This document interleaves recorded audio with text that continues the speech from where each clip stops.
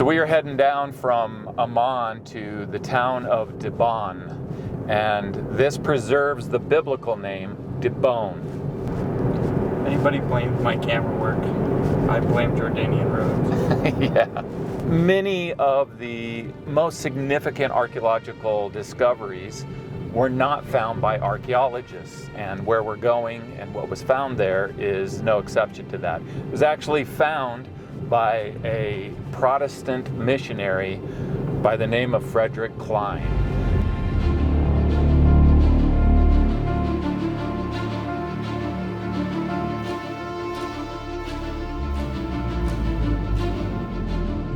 I'm standing on the mound of ruins of the city that the Bible calls Dibon. This is the ancient capital of the Moabites. So in the 1800s, there was many skeptics that began arguing that the Bible was not historical. And during this same time, in these ruins, there was an archaeological discovery that was made. An article appeared in the newspaper called the Pall Mall Gazette on Wednesday, April 20, 1870, announcing to the public the discovery of the Moabite Stone. In 1878, the Reverend James King published a book about the discovery. He wrote that it happened at a time when skeptics undertake to scoff at the Bible and to assault the stronghold of faith. At this opportune moment, he wrote, the stone of Moab rises from the tomb of antiquity and cheers the faithful and gives strength to the wavering. This is the story of that discovery and the impact that it had.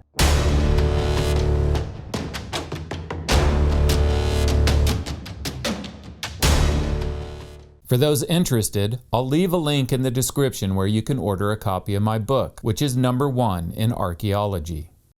Dibon is located east of the Dead Sea, on a high plateau, just to the north of the deep Arnon River Gorge, today called Wadi Mujib, and next to the important ancient route called the King's Highway. The red arrow shows the rotation of the camera in the next panoramic shot.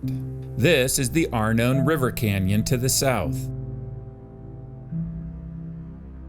And this is the ancient mound of ruins of Dibon.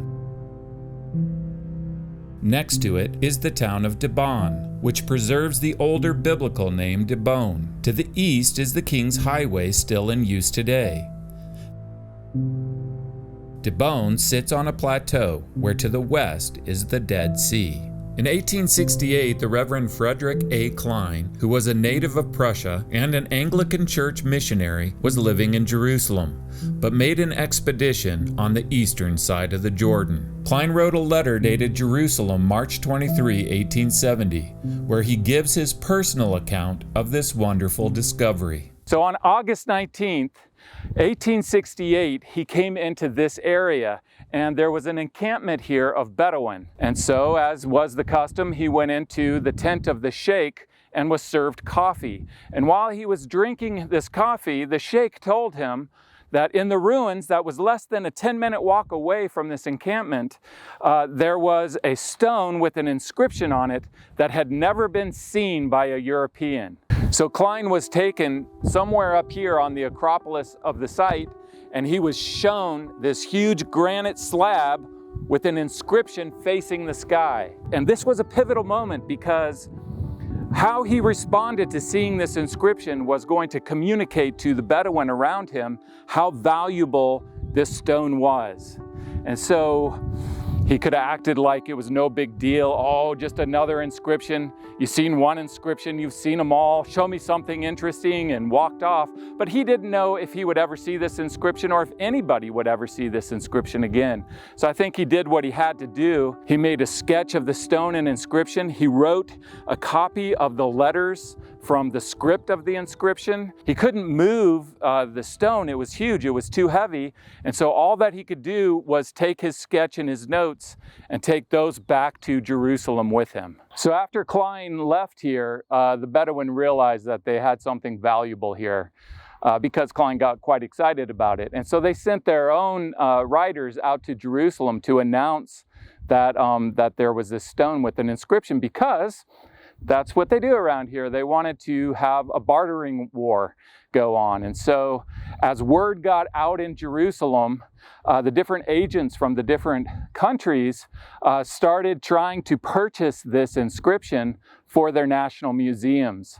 And so the German museum in Berlin was interested, and Klein was trying to secure the purchase of the stone for there. Charles Warren was in Jerusalem, and the British Museum was interested. And the Louvre in Paris was also interested. The French agent, his name was Charles Clermont-Ganneau. And the thing about him is he was a linguist, and so he really wanted to do a translation of this inscription, and he probably more than anyone else really understood the value of this inscription, and he was determined at all cost to get this inscription. Ganneau wanted this inscription so bad that he sent 3 Arabs over from Jerusalem to Deban to make a squeeze of the inscription.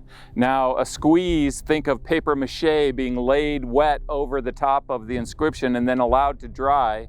And then once it's dry, then it's peeled off and it leaves an impression of the inscription in the paper. And so these Arabs came, they obtained permission initially from the Bedouin to make this squeeze.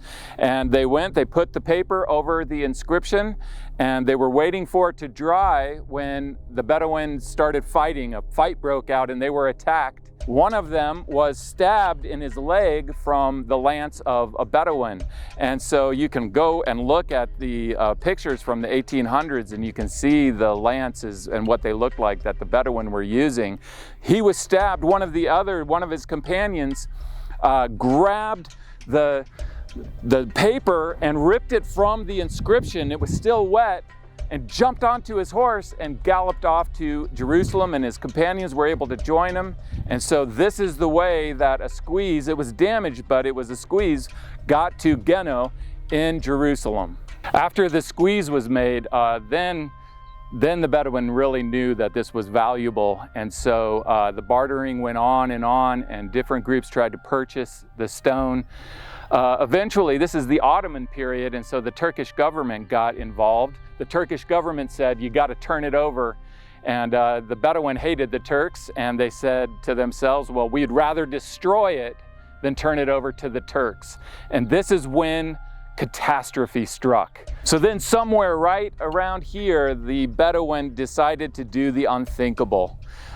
They built a fire underneath the Moabite stone until it was heated up, and then they poured water on it, and this splintered it into different pieces, and those pieces were then distributed amongst the families of the tribe. When news of this got back to Jerusalem, everyone was devastated, none more so than Ganneau, and yet he was absolutely determined to get this inscription. So this started this long process for which he and others that were helping him were purchasing pieces of this shattered inscription, and he was piecing them back together. If he couldn't get the piece itself, then he'd get a squeeze of it. And so using squeezes and these retrieved pieces of the inscription, the Moabite stone was pieced back together again. Since 1873, the Moabite stone has been on display in the Louvre Museum. So my son Barry and I traveled to Paris to see it.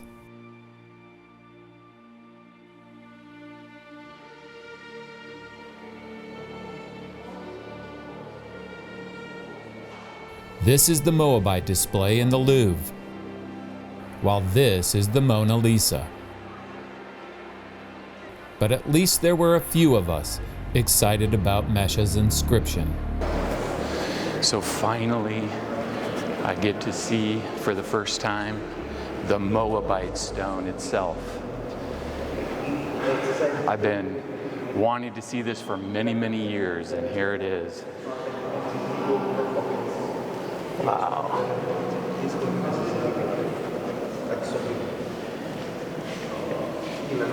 Now you can see the parts here. These are the original fragments that were retrieved. And then the smoother area here, that is from, that's the inscription that we know from the squeeze that was made. Pretty cool. So this inscription dates to the 9th century BC. Stele from the Greek, or you can say Stella from the Latin. It begins by saying, I am Mesha, son of Chemosh, king of Moab. So in 2 Kings 3:4, we have Mesha, king of Moab, mentioned by name and title.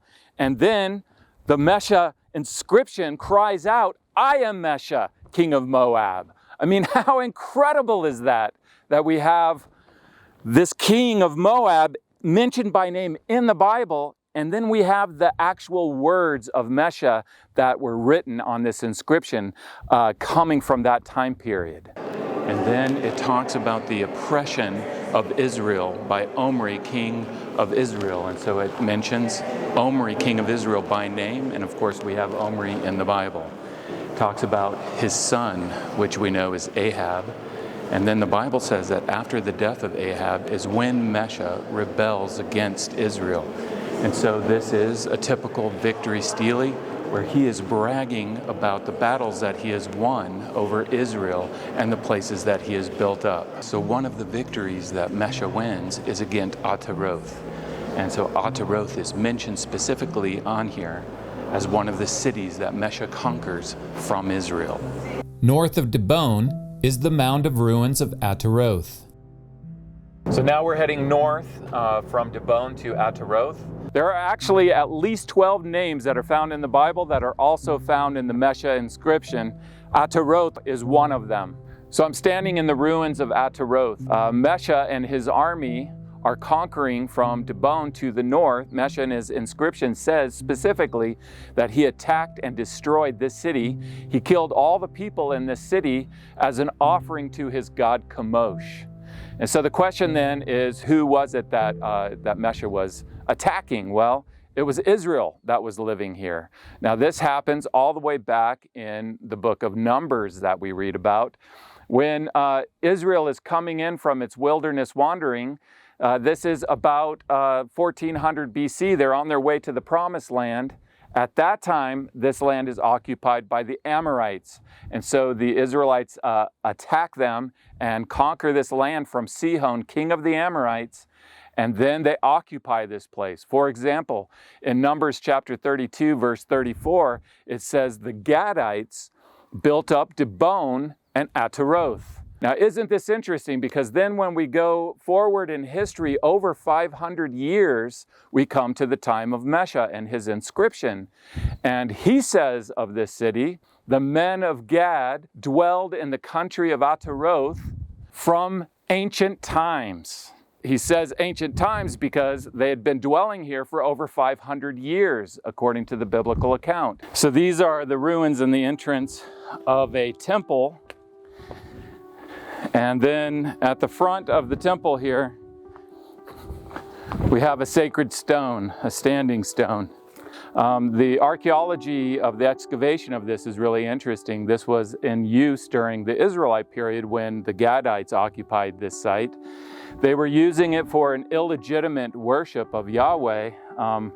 First of all, it wasn't legitimate because there was no legitimate place to worship Yahweh except in Jerusalem. It was also illegitimate because of the priesthood that was taken from all sorts of people and not descendants of Levi. And so we have the archaeology here, we have Israelite worship going on here, idolatry that is described in many places in the Bible. It's what Israel was being judged for. Then the destruction by Mesha, and then the reuse of this temple to worship the Moabite god Chemosh. And so we have here this amazing correlation between the biblical record and the Mesha inscription that tells us that this city and this area was occupied not only by the Israelites, but specifically by one of the 12 tribes, the tribe of Gad.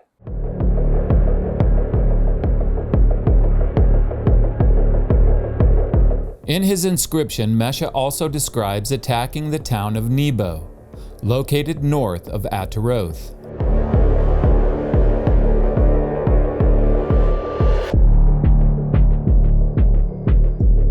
And behind me here are the ruins of the town of Nebo. And so Mesha talks about attacking this city. Now, not too far away from here is Pisgah, where Moses was at when he looked out over the Promised Land and where he died. That's a different place. This is the actual city of Nebo. This is where Mesha says, Chemosh spoke to him and said, "Go take Nebo from Israel." And so under the cover of darkness at nighttime, Mesha and his army came up and laid siege to the city. He says that he fought with this city from the break of dawn until noon, and then he captured it. He killed the 7,000 inhabitants. He specifically says they were men and boys and women and girls. In line 18 of the inscription, Mesha mentions the name of Israel's God, spelled with 4 letters from right to left, Yod-He-Waw-He, Yahweh. And then he says something very interesting. He says that he took, and there's a word missing in the inscription, but it's believed to be vessels, meaning war trophies. He says that he took the vessels of Yahweh and dragged them before Chemosh. And so we have the earliest inscription in the Mesha Stele that mentions both the name Israel and the name of the God of Israel, Yahweh, together in the same inscription. With the aid of another inscription that was discovered more recently and new technology, a previously missing letter on the Moabite Stone inscription has been restored. Line 31 now includes the mention of the House of David, where Mesha is boasting about his southern campaign. So most archaeology are these walls and pots and pans and bones and dust. These are mute evidence. What is the most valuable thing that you can find in an excavation are inscriptions. So the Mesha Stele is one of the greatest archaeological discoveries of all time. In the Bible, we have the Israelite record, and in Mesha's inscription, we have a portion of the Moabite record, and they agree in all of these details. They give us the same names of kings, the same names of nations and their gods. It gives us the names of all these cities, and it talks about the same event. Now, the argument that the skeptics were using in the 1800s and that are still around today is that the Bible was written later in history. Well, if it was written later in history, then how did it get all of these details correct that happened centuries before that? The answer is simple. The Bible is historical, and that's how it gets the details right. And so that's why this inscription continues to be so important today. Some people say, you know, on the comments, well, why are you covering these discoveries that were made all the way back in the 1800s? And the reason why is because a lot of people don't know about them. And we need to know about these amazing finds that speak to the credibility and reliability of the Bible. Thanks for watching. Don't forget to hit that subscribe button. I'll leave a link where you can order my book in the description. And you can watch a lot of other videos like this on our channel. Thanks for watching. I'll see you next time.